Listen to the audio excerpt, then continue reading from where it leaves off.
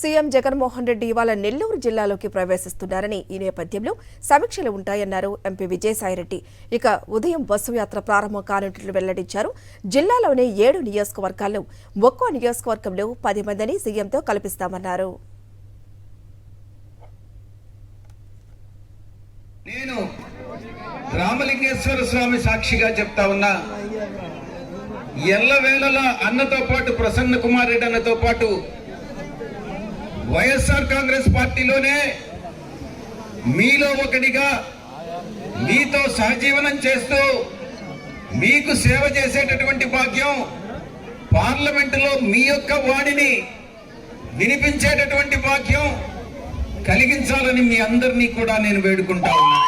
వ్యాపారవేత్తలు వ్యాపారమే చేసుకుంటారు, ప్రజాసేవలో ఉండేటటువంటి నాయకులే ప్రజా నాయకులు అవుతారు, ప్రజా ప్రతినిధులు అవుతారని మీకు తెలియజేసుకుంటా ఉన్నా. మాకు ఏ వ్యాపారం లేదు, వేరే ఏ యావగేషన్ లేదు.